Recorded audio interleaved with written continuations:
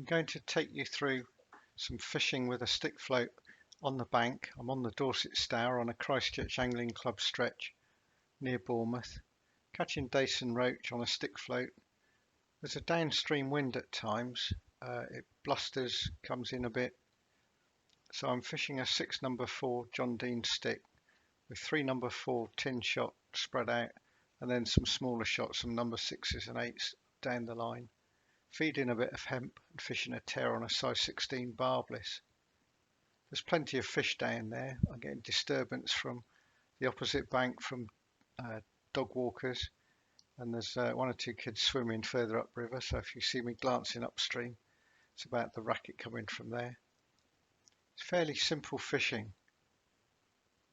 I'm casting downstream and laying the line onto the water in a way that the bait lands furthest downstream, the float at the upstream, and by controlling the line as it sinks, it all goes in quite neatly and it's fishing straight away. That sideways cast is useful, but sometimes you want to do the overhead cast shown here on through. Fishing quite a way out there, it doesn't look it, but I need a catapult to reach the range, can't feed by hand that far.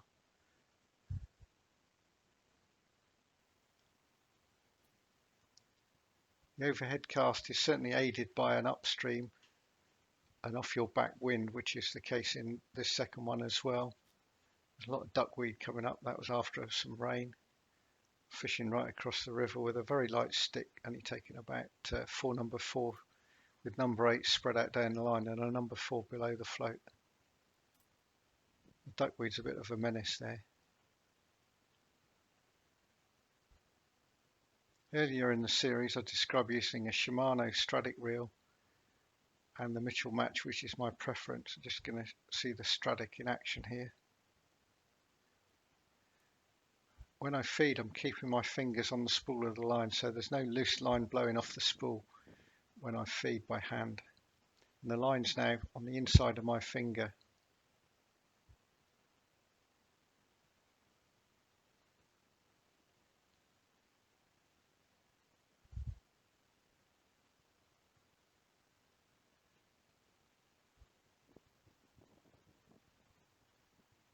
Back on the match now. Same thing. Fingers over the spool while I feed.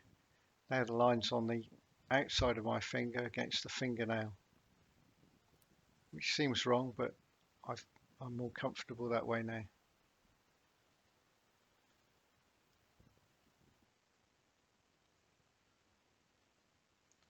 Watching the float going through here, see the less current closer in, the fish in the crease. Just that bit of control on the line. It's a relaxed way of fishing it, very much cast, feed, control the line, hopefully get a bite, strike, land a fish by playing it fairly low in the water. There's not much weed in this swim. Almost a nice rhythm to it. Because of that rhythm, the feed keeps going in. And gauging how much to feed is one of the arts of an experienced angler. Little and often is a good starting point for this type of stick float fishing.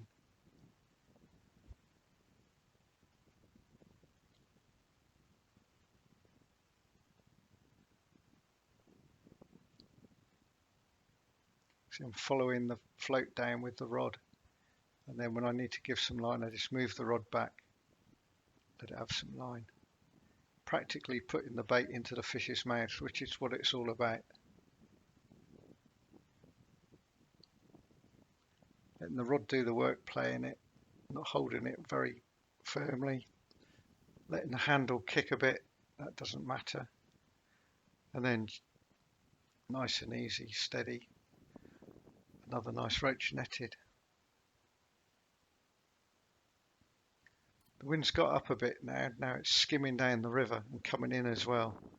I'm not fishing that far out, so it's not too big a problem, but it does make life much harder work.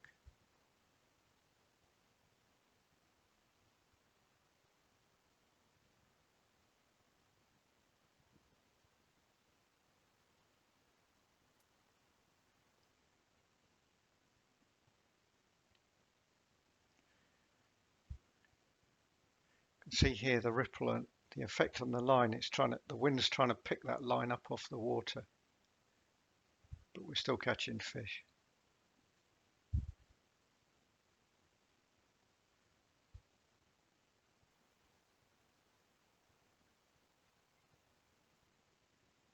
Just a little in this time.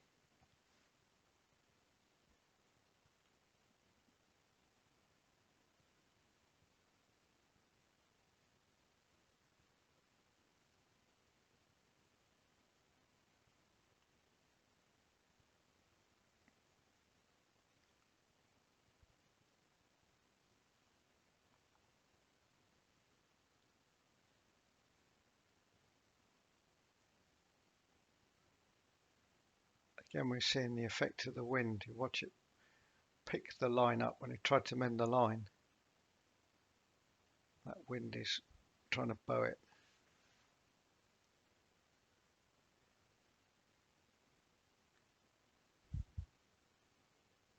Finally, to finish up, a much better bonus fish. Generally, roach aren't that difficult to get out of a swim, but when there's a lot of weed about, as there is on this swim on Throop, then they can get well and truly stuck in the weed. This one decided to dive into the weed right under the bank.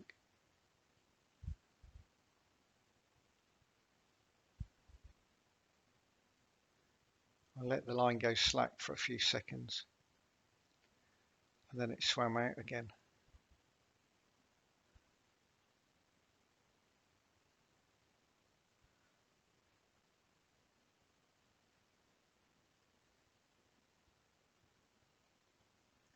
How about that for a nice summer roach?